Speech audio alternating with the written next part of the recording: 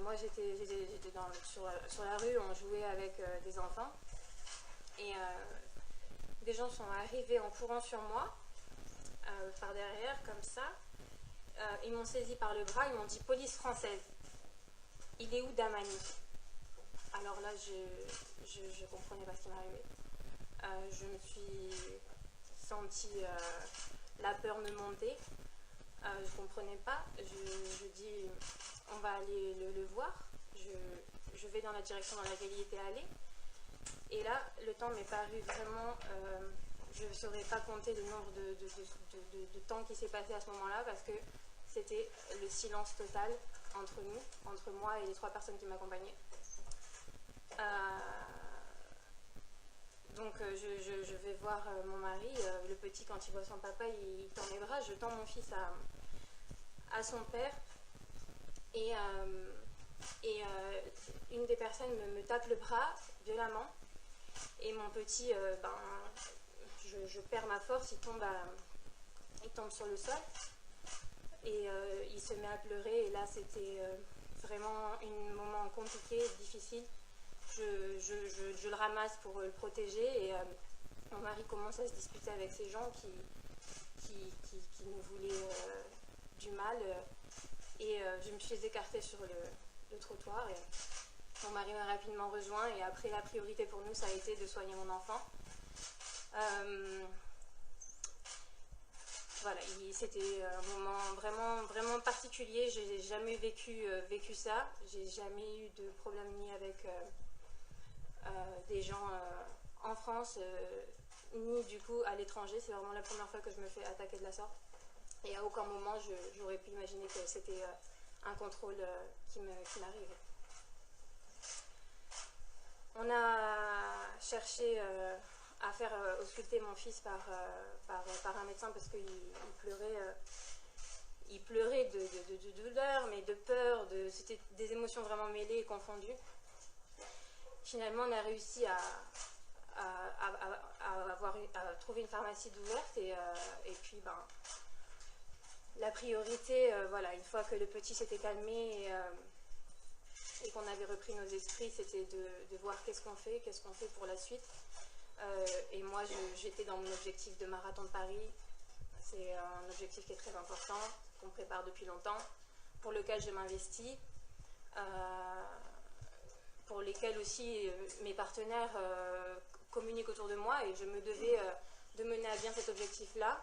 Donc, tant bien que mal, grâce aussi à des amis hors du commun, j'ai réussi à continuer d'avancer, à me remotiver grâce à la méditation, à des outils voilà, que j'utilise dans ma vie au quotidien en tant que sportive de haut niveau, au service des épreuves de la vie. Et on a repris l'entraînement le mieux possible, du moins, même si vous imaginez que ce n'était pas vraiment facile après ça, mais le courage au ventre.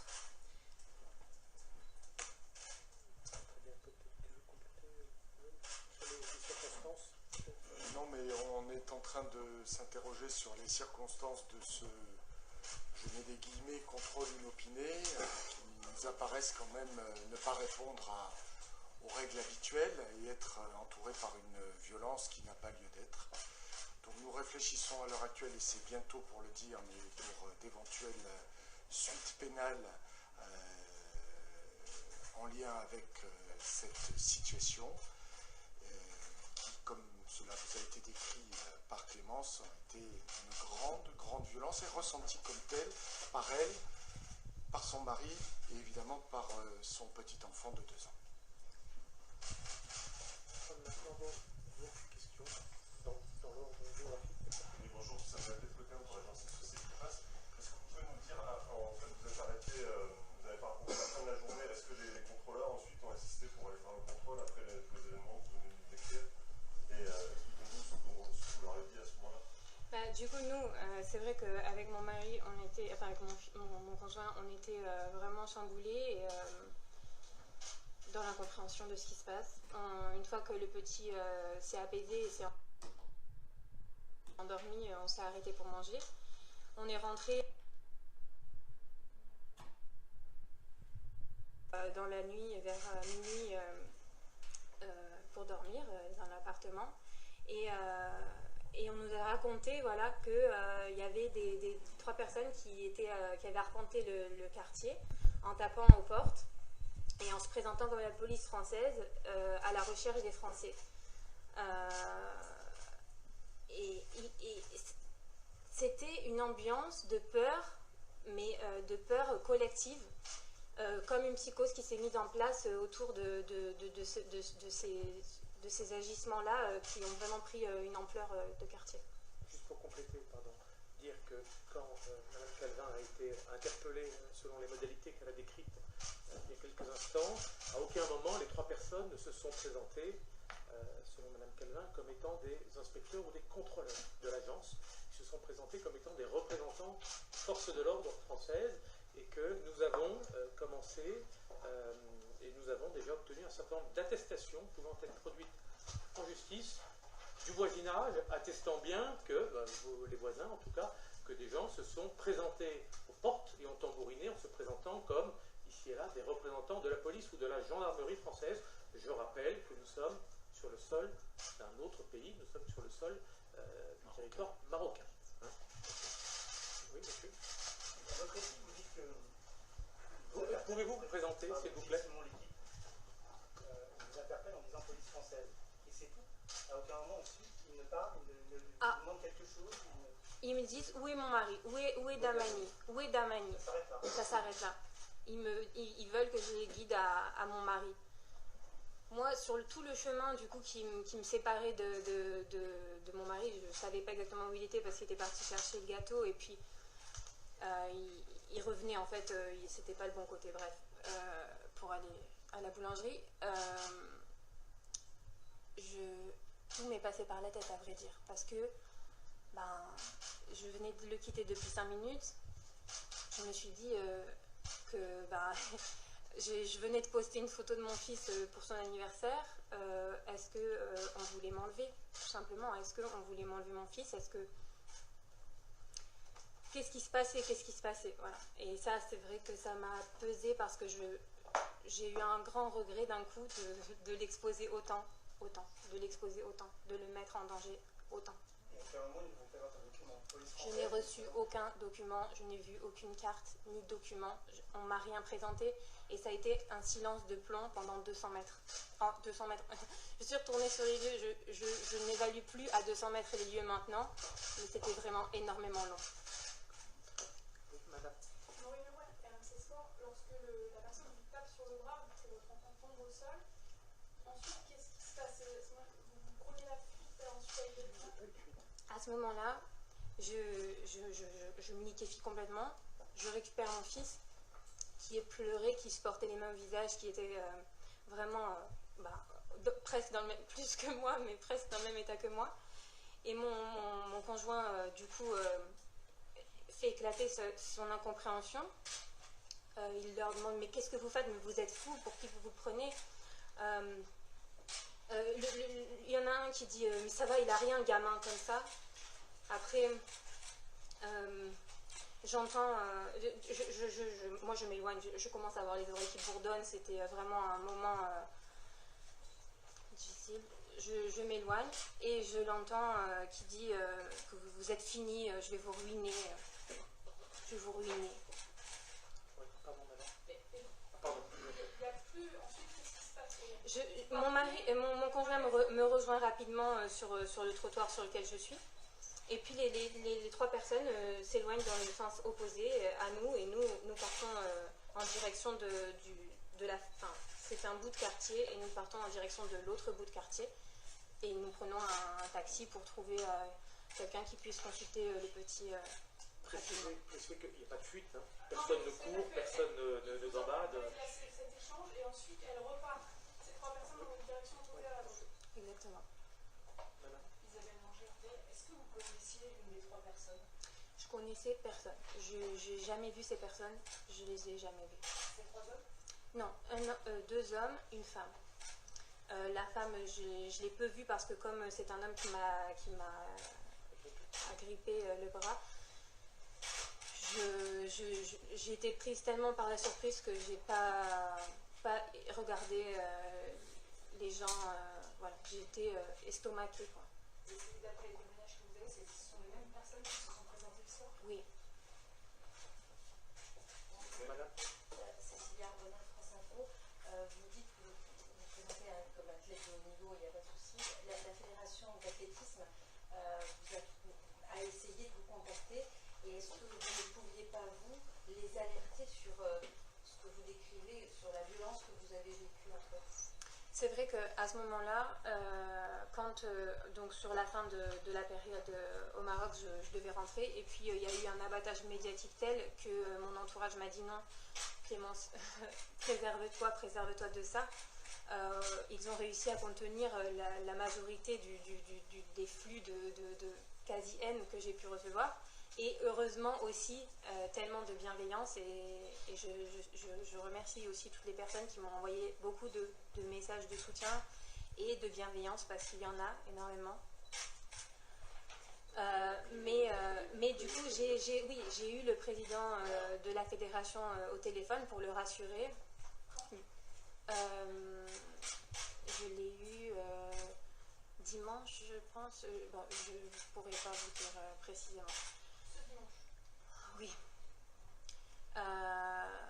Mais voilà, après j'étais déjà, on avait déjà commencé à travailler, et il n'était pas question de répondre aux demandes, et c'est vrai que c'était la demande de la fédération que de répondre. Mais c'était pas en termes de, c'était plutôt en termes de réconfort que je vous pose cette question. C'est, vous auriez pu trouver de l'aide de la part de votre fédération, peut-être, les alerter. Mais sur le coup, moi, c'était pas une histoire sportive. À aucun moment, le jour où ça m'est arrivé, ça a été sportif. Ce qui s'est passé ensuite, c'est que quand on est rentré à la maison, on nous a témoigné, voilà, tous ces agissements quant à la gendarmerie française qui cherche des Français. Et puis sur la fin, il a été évoqué que non, c'était un contrôleur. Sauf que mon conjoint est localisé de 8h à 9h le matin, et que personne n'est venu se présenter à ce moment-là. Donc on a repris, on est resté dans cette ambiance qui était très particulière de qu'est-ce qui s'est vraiment passé, qui nous veut du mal, qui cherche à nous déstabiliser. Je ne sais pas, parce que c'est vrai qu'après, il y a eu l'histoire du 5 km qui a été relayée, que j'ai effectué un record de France sur un semi-marathon, voilà, au niveau du 5 km, et on a demandé à organiser le contrôle antidopage suite pour l'homologuer, et puis finalement ça n'a pas été fait. Et il y a eu une ambiance comme ça, un petit peu de suspicion, un petit peu de témoignages de suspicion, de méchanceté sur les réseaux. Une ambiance comme ça qui pèse et qui met aussi dans une sorte de méfiance. Au-delà sur le coup, j'ai pas pensé que c'était un contrôle. J'ai pensé que c'était quelque chose qui voulait me mettre à mal. Oui, bonjour, Thierry Duverny, France Télévisions. Il y a deux choses que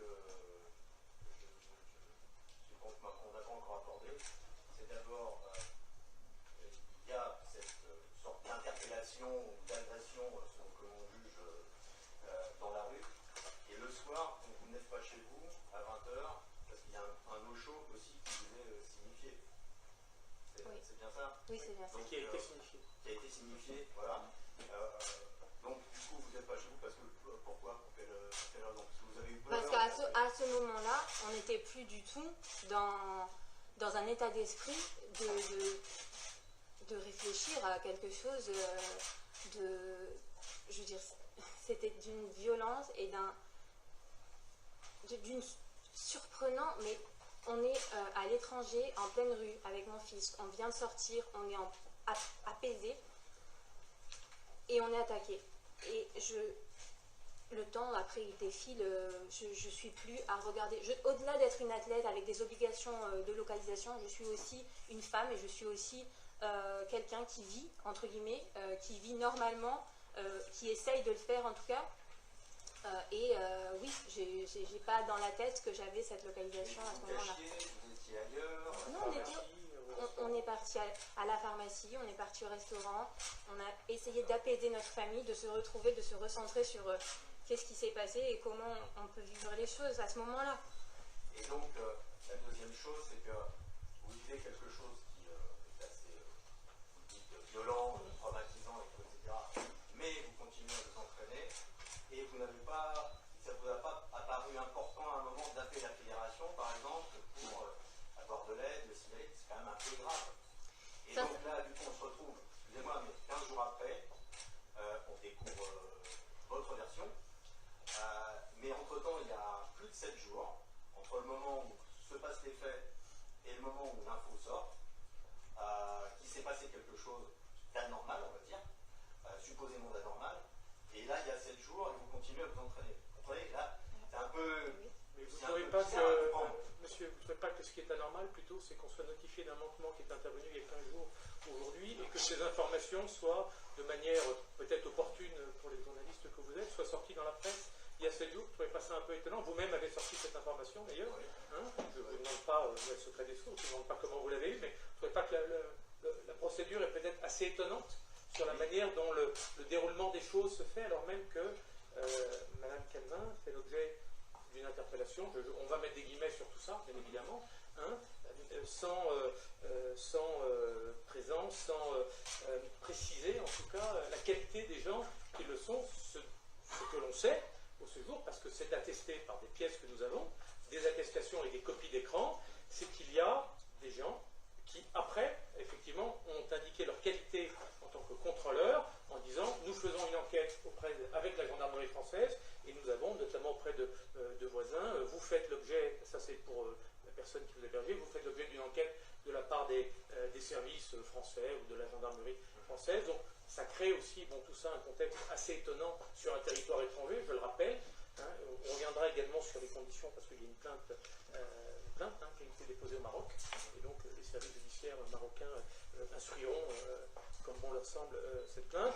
Et donc effectivement, le fait peut-être de répondre a posteriori, je rappelle que voilà, nous, on est saisis depuis un certain nombre de jours, et que je m'en suis expliqué avec la FLD ce matin, il était hors de question pour nous, en tant que conseil, de commenter les commentateurs et de commenter les commentaires, tant que nous n'avions pas de notification de grief. Nous les avons obtenus ce matin. Voilà. Donc parler dans le vide, c'était un peu compliqué. Parce que c'était pas le sens de ma question, maître. Je comprends bien qu'il y aura sans doute, on est qu'au début des choses surprenantes dans cette affaire, comme vous l'avez souligné, mais ce que je veux dire, c'est qu'il y a d'un côté un traumatisme et un choc, comme vous l'avez bien décrit, et de l'autre côté, après, il y a 7 jours où vous continuez à vous entraîner, vous nous dites que vous allez au restaurant, mais vous n'êtes pas là à 20h chez vous. Enfin bon, moi j'essaie de comprendre exactement ce qui s'est passé. Vous voyez ce que je veux dire? Et j'ai pas de réponse à ça. Deux questions. Où et quand exactement avez-vous été notifié? Et est-ce que votre mari est intervenu physiquement lors de cette interpellation? J'étais notifiée, j'ai pas été notifiée. J'ai été interpellée. Quand vous dites que vous avez une suspension provisoire. Ah, Elle est d'accord. intervenue Ce matin. Ce matin, elle a été notifiée à Paris, où était géolocalisée. Vous avez été géolocalisé. Oui, mais je précise simplement que nous étions depuis hier en relation avec les services de l'agence, hein, de manière à ce que tout cela puisse être notifié dans les formes. Et cette procédure disciplinaire, c'est pour la manière dont ça s'est passé. Oui, Attendez, pardon. Excusez-moi, monsieur Simon, je vous en prie, puis après vous Moi j'ai posé la question. Non. Est-ce que votre mari est intervenu physiquement? Non, jamais. Jamais. Mon mari, il est quelqu'un de très calme. Là, on était vraiment surpris. Je pense qu'il s'est en effet contenu parce qu'il est très calme, mais il a éclaté dans la voix. C'était une dispute. Et quand il m'a rejoint à ce moment-là, il m'a dit, je lui ai dit, mais qui sont ces gens? Qu'est-ce qui se passe? Il me fait, je sais pas, mais ils sont fous, je sais pas ce qu'ils veulent. Et c'était comme étrangement une dispute dans la rue qui se crée et qui se sépare. peut-être laisser la parole aussi à tous. Juste une précision dans ce que vous disiez maître, tout à l'heure. Tout à l'heure, vous avez dit évidemment qu'il ne s'était jamais présenté en tant que contrôleur. Ensuite, des gens dans votre entourage, enfin, dans le voisinage, avaient subi le soir même, des demandes de la part de la gendarmerie. Et maintenant, vous dites que c'était des gendarmes qui étaient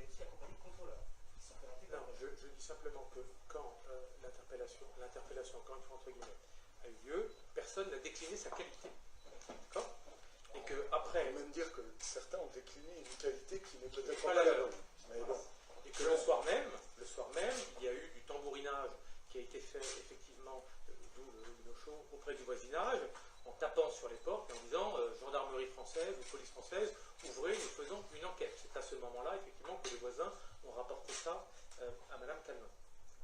Et après, il y a eu, notamment chez la personne qui logeait Madame Calvin et sa famille, des échanges de textos ou de messages via la messagerie WhatsApp, disant effectivement déclinant la qualité.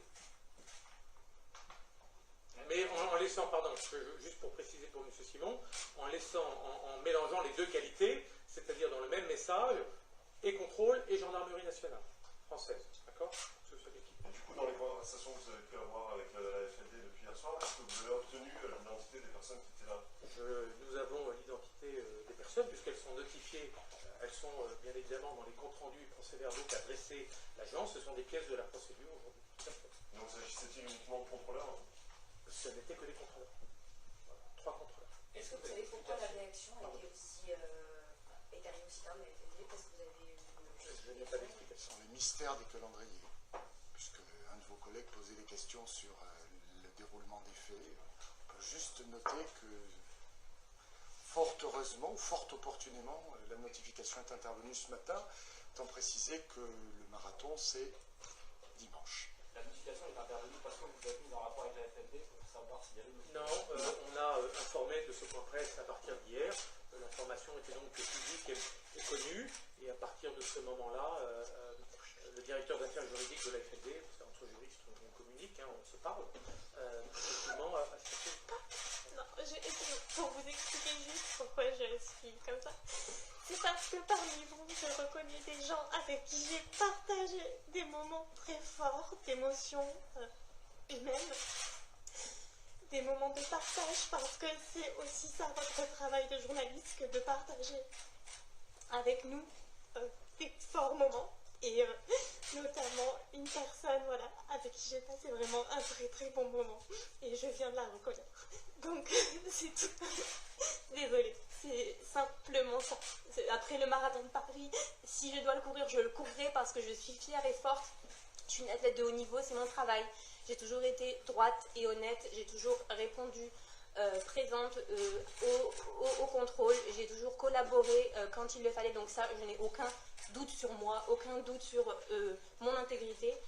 Et ce n'est pas ça qui est mis en cause aujourd'hui. Je pense que c'est pas ma personne non plus qui est attaquée, c'est le statut que je représente. Et ça dérange que je cours ce marathon de Paris. Je ne sais pas pourquoi, je ne sais pas comment, mais on cherche à m'écraser et ça, je n'accepte pas. Je n'accepte pas parce que je suis quelqu'un d'intègre et que je suis aussi quelqu'un qui a toujours partagé à la fois mon sport, ma passion. J'ai pas attendu d'être à la retraite pour le faire. J'ai pas attendu d'être à la retraite pour le faire. Je le fais maintenant.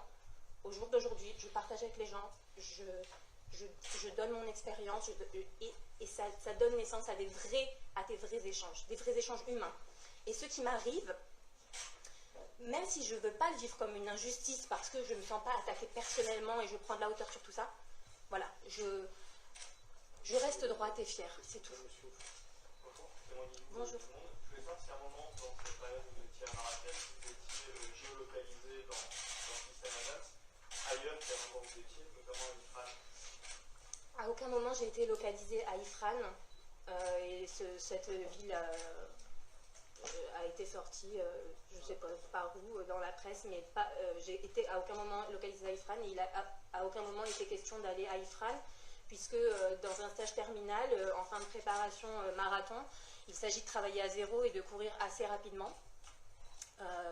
Et comme mon mari par ailleurs était en pause parce qu'il était en vacances, il fallait un lieu qui puisse correspondre à la fois à la vie de famille avec des attractions, voilà, pour un petit peu agrémenter les journées de mon mari et de mon fils, et puis à la fois un cadre propice pour l'entraînement.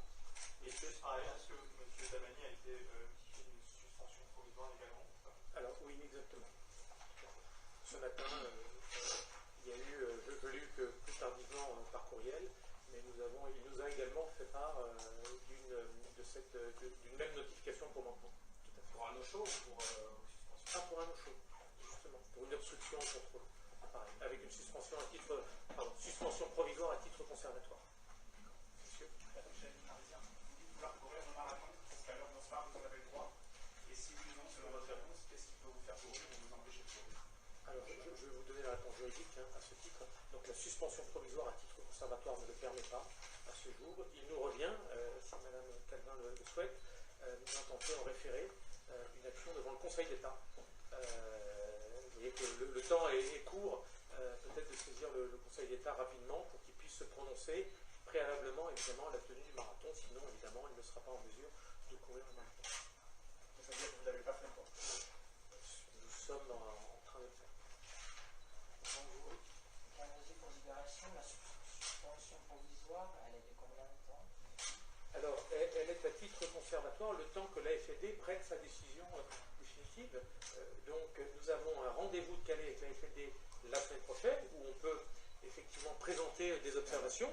Et sur la base de la présentation de ces observations, l'AFLD peut ou pas revenir sur sa suspension à titre provisoire.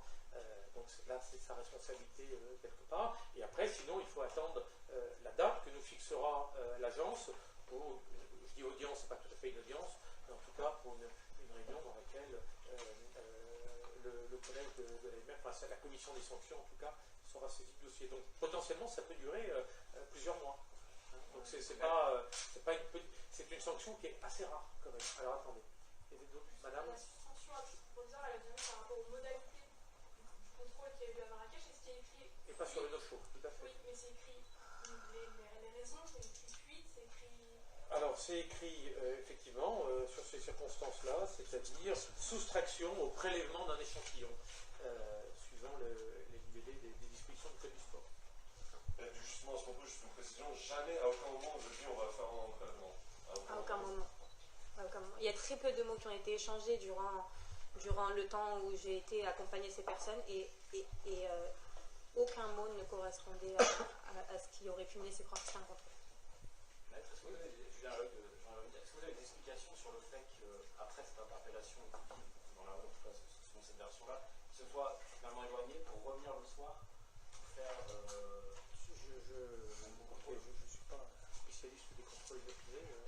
Je ne peux pas vous dire, je n'ai aucune explication logique et cohérente qui viendrait expliquer effectivement qu'on prononce de tels mots et qu'on se prononce. Si on fait un contrôle inopiné, vous savez que maintenant les dispositions du code du sport le permettent, y compris à l'étranger. Alors les modalités ne sont pas très connues, on est dans un territoire un petit peu inconnu, parce que contrôler évidemment quelqu'un à l'étranger, c'est avoir un pouvoir de police sur un territoire qui n'est pas le territoire domestique, donc ça pose d'autres problèmes, d'où effectivement le fait que nous avons saisi les autorités de police marocaines qui sont elles-mêmes, sur la base de ce que vous m'avez rapporté, assez étonnées de ces modalités, et souvent il y a des accords de réciprocité avec des agences, quand vous êtes géolocalisé à l'étranger, les agences domestiques de lutte contre le dopage procèdent elles-mêmes à ces contrôles-là. Donc la question, c'est pas de faire des contrôles, encore une fois, il y en avait le 17 mars, il y en a eu 24 prélèvements sur les 14 derniers mois, et les athlètes de haut niveau sont de toutes les manières assujettis à ces obligations-là.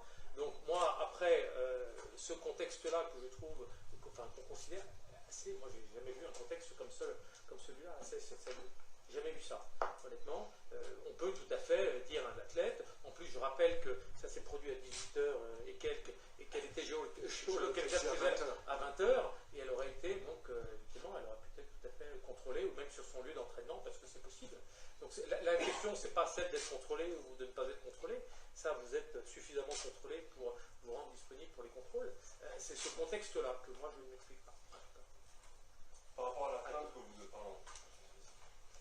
Est-ce que vous estimez qu'on s'acharne sur vous, vous laissez entendre qu'on veut vous nuire, dans quel but, et est-ce que vous considérez qu'avec votre mari, votre compagnon, vous formez un couple un peu à part qui dérange? Un couple à part qui dérange, à la base, c'est pas comme ça que je me considère. Moi, je trouve qu'on est un couple atypique et qui justement montre des belles valeurs, déjà de la famille, de l'humilité, du soutien entre un mari entre un couple, d'une solidité, voilà. On a choisi d'avoir un enfant parce que l'athlétisme fait partie de notre vie, mais par ailleurs, nous sommes aussi un homme et une femme et on veut construire notre vie autour de ce travail-là qui est particulier. C'est vrai que notre vie est particulière, on est souvent en voyage, on fait des sacrifices, on se manque de temps en temps l'un et l'autre quand on doit se concentrer sur nos objectifs propres, mais je ne vois pas en quoi on peut déranger. Et on a... Je ne l'explique pas, je sais depuis que je fais de l'athlétisme, il y a des jalousies, il y a des... Voilà, il y a des gens qui se permettent de parler sur moi, de distiller des fausses informations autour même de mes amis, donc qui me le rapportent. Donc c'est ça qui est fou, quoi. C'est que c'est un petit milieu, l'athlétisme. On a l'impression que mais c'est un petit milieu et il y a beaucoup de jalousie, il y a beaucoup de... Voilà, ça dérange d'être fort. Moi, je fais du marathon, je suis la seule marathonienne en France. Peut-être que ça dérange, je sais pas. On pourrait peut-être poser la question un peu de façon différente, c'est-à-dire se poser la question surtout de la disproportion dans les modalités de ce contrôle. Donc c'est pas tant poser la question à Clémence que la poser à ceux qui ont procédé à ce fameux contrôle. Voilà, je crois que c'est peut-être comme ça qu'il faut voir les choses. Monsieur Dubon. Oui, simplement, vous disiez que vous aviez eu Monsieur Giraud au téléphone. Lui, il nous disait hier soir qu'il ne vous avait jamais joint depuis l'épisode. Quelle est l'explication? Quelle est la bonne personne? Je vous dirai la mienne. Au téléphone avec lui. Ah oui, oui, on s'est donné des nouvelles. Je lui ai dit que tout va bien et que je suis les conseils de mon avocat. Dimanche après-midi, c'est ça? Si je me souviens bien, c'était le week-end. Après, c'est peut-être pas dimanche, c'était peut-être samedi ou vendredi. Enfin, en tout cas, c'est dans cette période. Maintenant, je pourrais pas. Dimanche, mais plutôt samedi ou vendredi. Oui, voilà, oui. Je pourrais pas vous. Parce que j'ai interviewé samedi soir, vous n'avez pas eu au téléphone. Ah, pour Stade 2? Oui. Oui, je l'ai eu avant. D'accord. Voilà, je l'ai eu avant. Avant la diffusion ou avant l'interview? Il nous a déclaré qu'il ne vous avait pas eu. Vous l'avez eu quand? Pardon, vous l'avez interviewé quand? Samedi soir. Samedi, et vous l'avez eu avant la... Vous l'avez eu. Cher monsieur. Et vous l'avez eu avant la diffusion de l'émission qui, je crois, le dimanche soir. Oui, c'est ça. Voilà. Oui, voilà. Par rapport à la plainte qui a été déposée au Maroc, est-ce qu'à un moment donné, c'est une plainte pour violence ou qu'est-ce que c'est? Alors, c'est une plainte Pour violence et menace. Violence et menace. Elle a été déposée quand? Elle a été déposée 6 jours dernier. Voilà, c'est le récépissé de dépôt. Monsieur?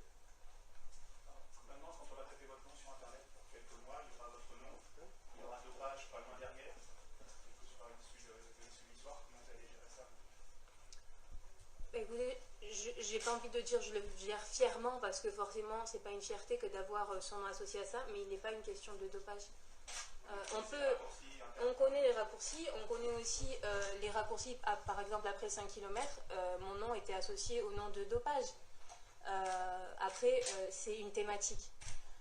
C'est une thématique qui est apparentée aussi au sport de haut niveau et qui donc peut être associée à un nom, mais moi je ne le prends pas personnellement pour moi. Voilà. Donc je le prends avec beaucoup de hauteur. Et je pense qu'il appartiendra peut-être à vous tous de rappeler ce qui a été dit en propos liminaire, c'est-à-dire le nombre de contrôles auxquels Clémence a été assujettie et qui se sont tous révélés absolument sans aucun problème.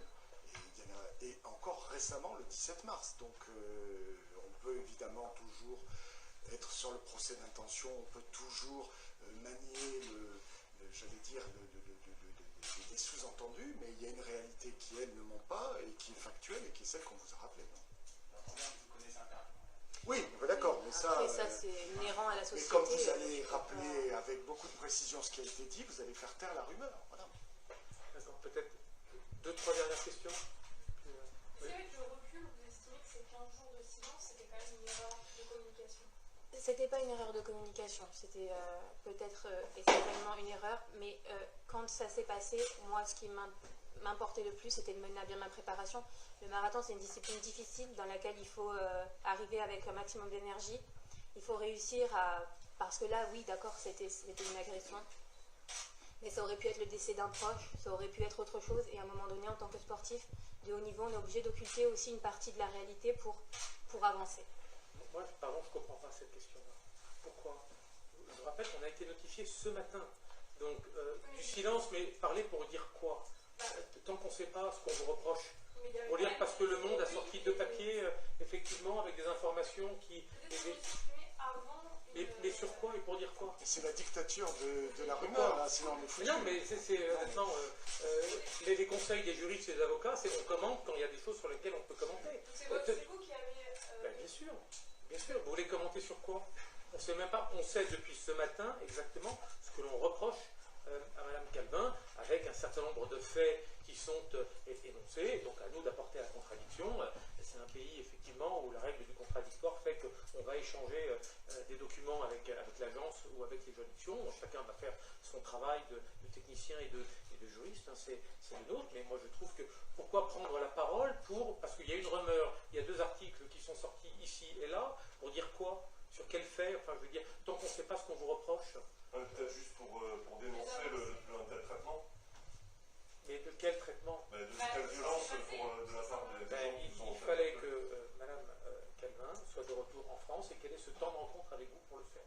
Et je pensais que c'était important d'être en France pour le faire. Alors on peut toujours dire, comme le disait Rodolphe Boscu, il y a la dictature du procès d'intention. Écoutez, à vous aussi de rectifier les choses. Voilà, on ne communique, en tout cas les conseils des juristes, on ne communique que sur la base d'éléments qu'on vous reproche. On ne va pas communiquer en l'air sur des commentateurs ou sur des commentaires. C'est ma position, je ne suis pas communicant, mais en tout cas c'est celle que nous défendons en tant que juriste. Vous parlez de message de soutien tout à l'heure, est-ce que vous avez d'autres athlètes français notamment essayer de nous joindre, d'en savoir plus sur ce point-là où chacun se pose des questions? Il y a beaucoup de commentaires de la part des athlètes eux-mêmes.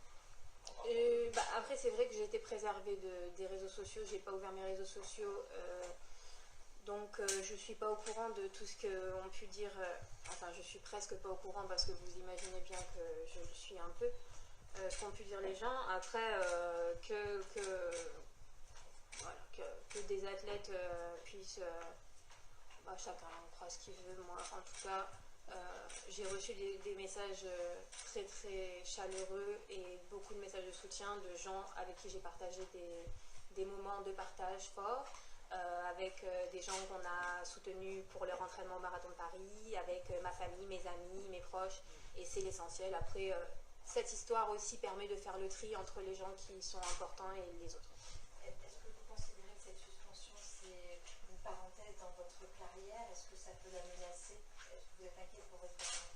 Je ne suis pas inquiète pour mon avenir parce que je l'ai toujours dit. L'athlétisme, c'est mon travail. J'aime courir, j'aime ma vie, j'aime ce que je fais. Mais je sais que je peux être heureuse, quoi qu'il en soit, parce que j'ai une famille en or, j'ai des amis en or. Je suis par ailleurs psychomotricienne de formation, donc je ne m'accroche pas à tout prix à l'athlétisme et je suis une femme avant tout, avant d'être une athlète. Peut-être une dernière question, si on a une. Alors attendez, monsieur, puis après vous avez commencé, vous avez commencé il y a 15 jours, vous pouvez toujours. Le contrôle du 7 mars était plutôt au Maroc ou à Martigues? À Martigues, j'ai été contrôlée à Martigues. Deuxième question, vous allez souvent au Maroc vous entraîner? C'était un spot habituel pour vous ou pas? Oui, j'aime. J'ai découvert le Maroc, je pense, en 2017. Je suis allée une fois. Et ensuite, j'ai trouvé Ifrane être un très bon centre d'entraînement. Par ailleurs, ce qui est super par rapport à mon petit, c'est que j'ai une dame de confiance qui me le garde. Et que financièrement, c'est confortable pour faire garder le petit avec des tranches horaires flexibles. Donc voilà, c'est vraiment un lieu où je peux m'entraîner sereinement et en adéquation avec ma famille. Merci. Oui, donc simplement pour terminer du coup, comment vous expliquez que quand on a eu Samir Dlamani il y a une semaine pour évoquer cet épisode avec lui, à aucun moment il nous ait parlé de personnes se présentant comme des policiers, de personnes faisant tomber votre enfant, enfin, d'un épisode violent, et qui nous dit mais je ne sais pas quoi vous parlez, il ne s'est absolument rien passé. Est-ce que vous en avez discuté avec lui de cette réponse qu'il vous a faite à l'époque? Pour les raisons pour lesquelles notre avocat a répondu, on ne commente pas sans conseil déjà juridique. Et c'est pas à lui de le faire. Il a été un petit peu on lui a envoyé les journalistes alors que c'est pas lui de le faire, c'est pas son travail. Nous, notre travail, c'est d'être des athlètes, c'est de courir. Il y a des gens pour qui c'est de défendre, d'autres pour qui c'est de communiquer. Nous, c'est de courir. Moi, j'ai recommandé, quand je crois que c'est votre premier article qui est sorti, celui de France Télévisions, je crois que c'était un tweet ou un article, je ne sais plus très bien. Voilà, dans ce cas-là, on ne dit plus rien, on attend et on attend de voir effectivement d'avoir des pièces dans le dossier, ou en tout cas des griefs qui sont notifiés. Bon, oui, moi, en l'occurrence, il nous a parlé. Je respecte tout à fait ça, maître, parce qu'il n'y a pas de souci, il faut que chacun puisse se défendre, avoir le temps de s'expliquer. Tout simplement, ce que je veux dire, c'est qu'il ne nous a pas dit ça. Je ne peux pas m'exprimer là-dessus. Il nous a certifié qu'il y avait zéro contrôle, zéro affaire, et il n'était rien passé. Oui, il y a eu zéro contrôle. Non, mais zéro affaire, il ne s'était rien passé. Bah, voilà, c'est juste ça. Moi, après, je comprends que même on puisse répondre ça à un journaliste quand on ce genre de truc, il n'y a pas de souci. Oui, c'est juste, je veux dire, c'est ce que moi j'ai entendu. Et ce qui est important, c'est ce que Clément vous dit. On est d'accord. Voilà. Je vous remercie en tout cas d'avoir été là. Merci à vous. Merci à tous. Vous vouliez cautionner votre phrase. Non.